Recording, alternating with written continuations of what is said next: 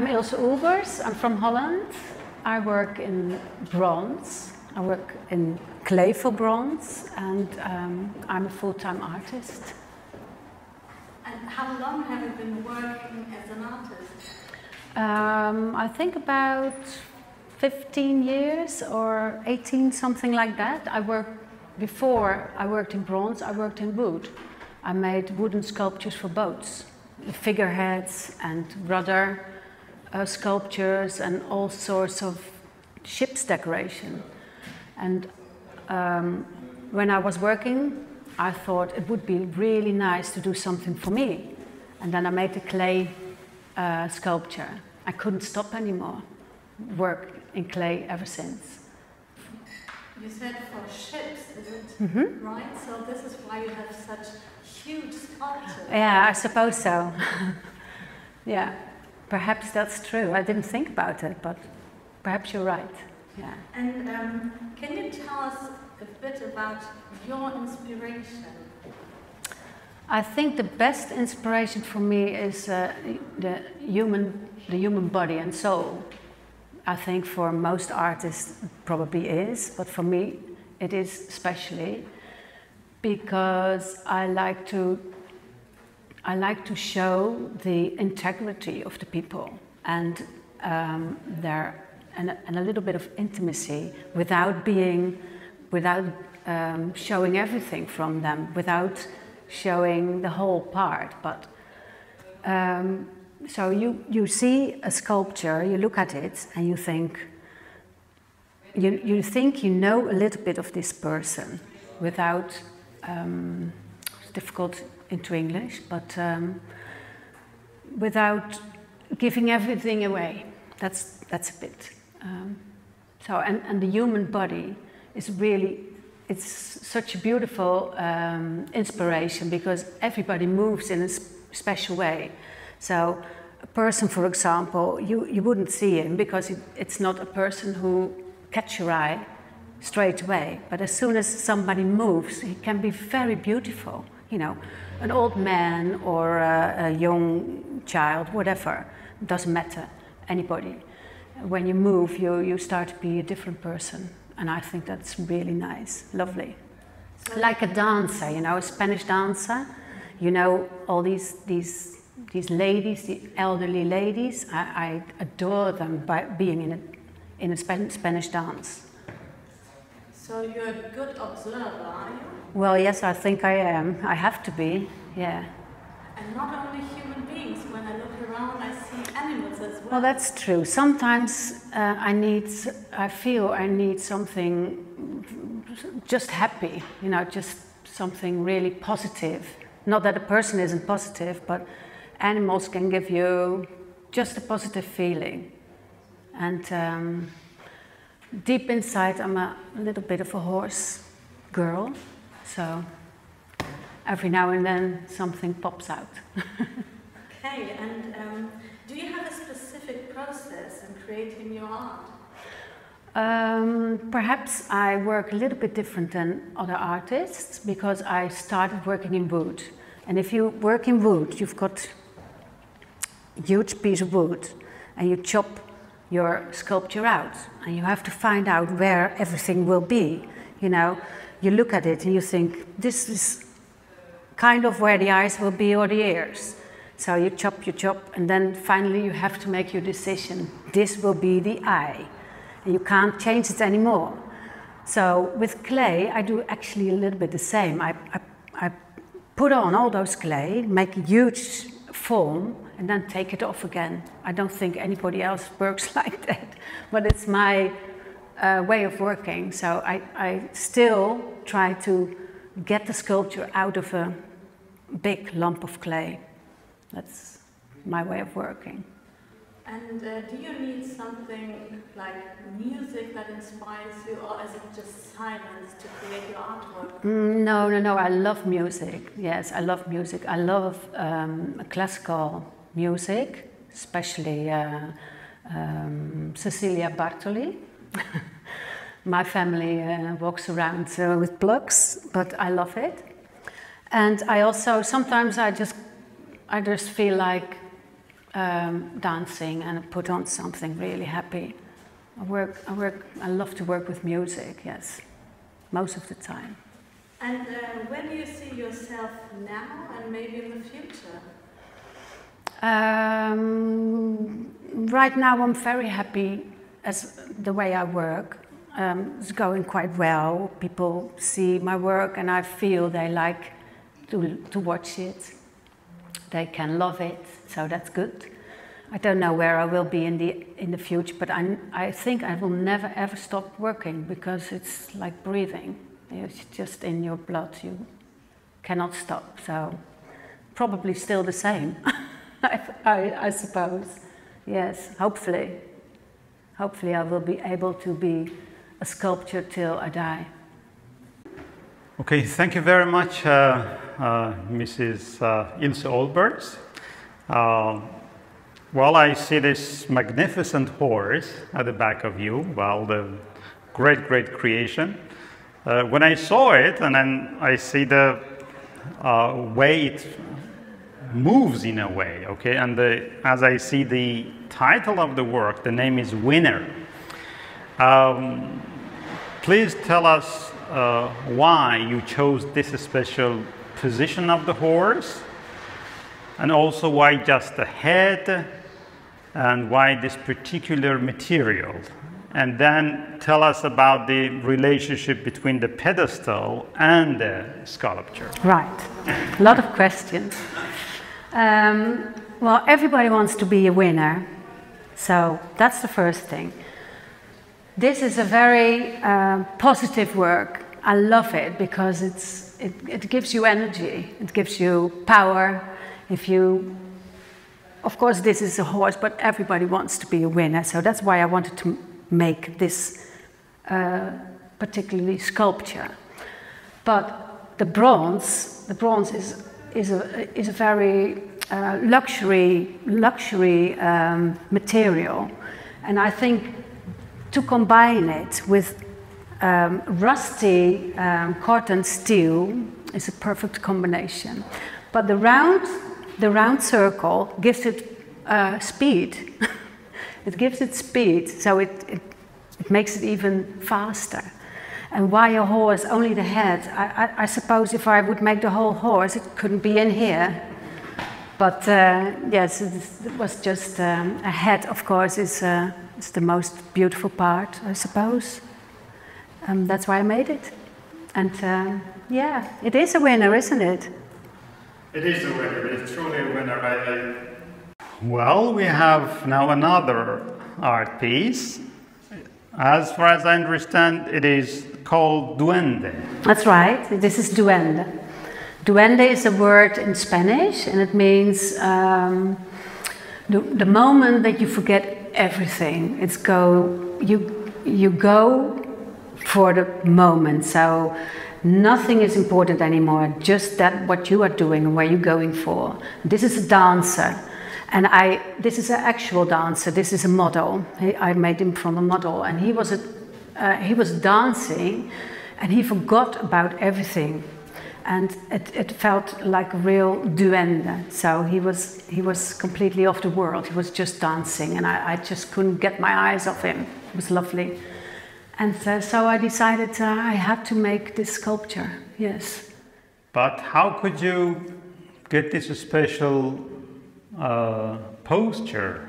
Well, that's a difficult thing, because of course my model couldn't stand in a very long time in this position. So we made photographs, and I asked him to come back every now and then to put, you know, all the little bits and bumps which you can't see on a picture. And it's also in my mind. So, and I use my own body as well, because you know when you do it, you can see what your muscles are doing. So I use my own body and people around me as well to do the anatomy.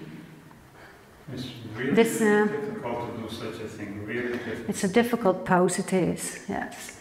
But it's also the model. The man who was my model for this sculpture, he had a little bit of a troubled soul.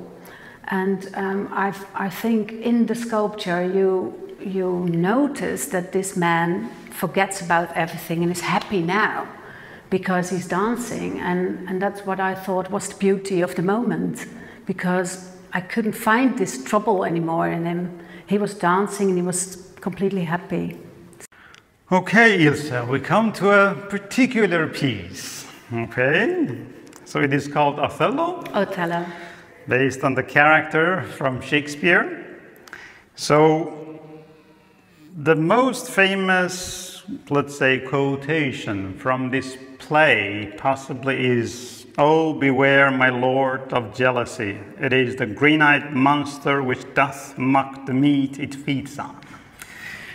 So I feel the shackles, let's say, of jealousy that Othello is trying to break, or possibly other feelings. Okay, so please tell us more about the process of creation, because I know it's very difficult to cast this kind of piece.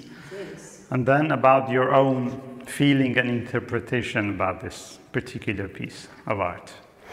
Well, at first, I think it's very important that people see their own, have their own feeling about the sculpture. So that you see this, and particularly the same as I did, is nice. It's lovely, but you could also see something else in it, of course. But because he's called Othello, it's not so difficult to refer to it, obviously. He is breaking out of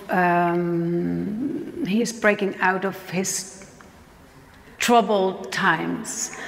And for me, this was like seaweed. And I'd love to make the sculpture being a sort of reborn, new man. And his working title was as well, New Man, the New Man, because as for me, he felt like he was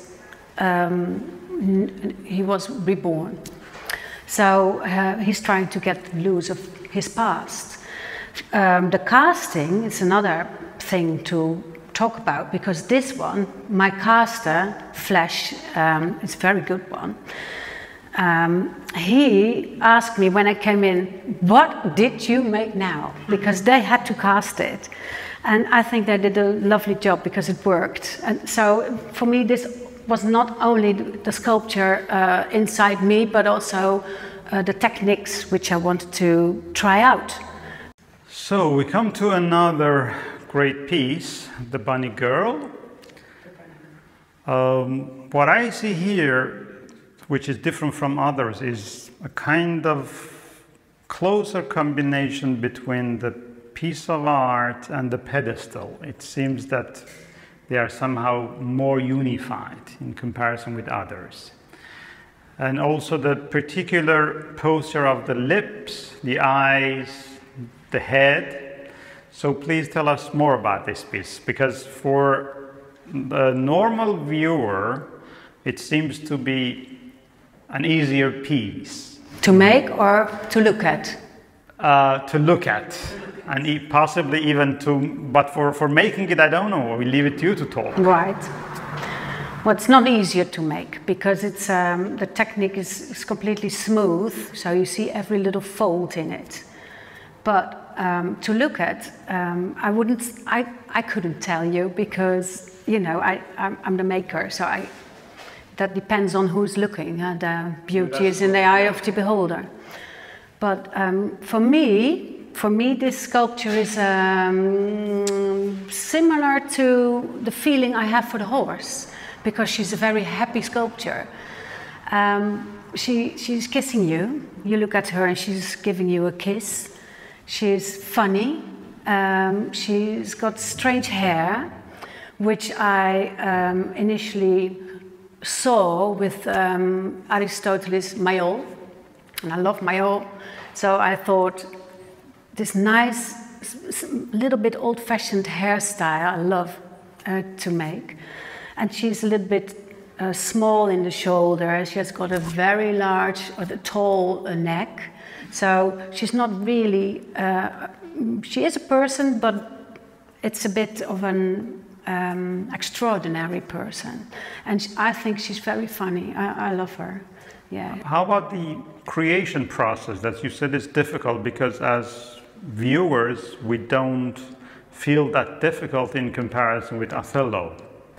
Right, yes. Well, that's a difficult one. But what is it difficult with this one?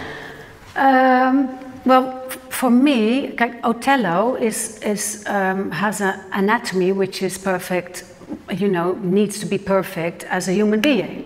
But this one is a little bit different, and actually that's quite difficult to make it not perfect, to make it a little bit different. She looks perfect, but she's lovely, but I don't know anybody with a neck like this, to be honest. She's quite tall, and I found that quite difficult to do, to make it just different, a little bit, not too much, a little bit. And that's a challenge, and lovely to do. I'm going to do more of it. I love it. Very nice. Yes. But why bunny? Oh, she's got two bunnies. Okay, Ilse, so we come to Oh Dear. Oh dear. So, from the pieces that we have here in this gallery, this is different in many respects. Okay, so please tell us about the color, the creation process, and anything which is necessary for a viewer to know about it. This is polished bronze. So if I wanted to make a polished bronze sculpture, but it's very difficult because sometimes it looks like, how do you say, kitsch, which of course it is, but it needs to be a good kitsch. So that's the main thing. But to make it so smooth is quite a difficult thing, because for me the sculpture needs to be very, very smooth, but then the bronze caster has to make it smooth as well. So they cast it, and then they're going to sand it. It's called ciseleren in Dutch. I don't know the word in English, but it means the working process to melt, to sand it down completely, so smooth that you don't see anything in it anymore. So it's like a mirror, and they call that working for gold, and which actually it is. And after that we do a electrostatic coating on top. Otherwise you can't touch it, because bronze is working. So in your hands there is a little bit of sour. And when you touch bronze, it works on it, it reacts. So in the end, the colors are moving, are going to be different a little bit. And you get spots all over, so you don't want that. So therefore, this is the coating. And on a deer is lovely, a very sweet sculpture. There's nothing deep in it, it's just sweet. Okay, we come to the last piece here, the Invisible Girl, which is, of course, unfortunately visible for us. Yes, she's visible, but she's trying to hide. So tell us more about it, and especially about the cushion. The cushion is, this girl is coming out of bed, actually. She's coming out of bed. She carries her cushion. And she's trying to tell the people around her that she's not seen. She's alone. She feels very lonely. So actually, this does have quite a meaning. This one. In Dutch, it's called kind van de rekening, which means child who's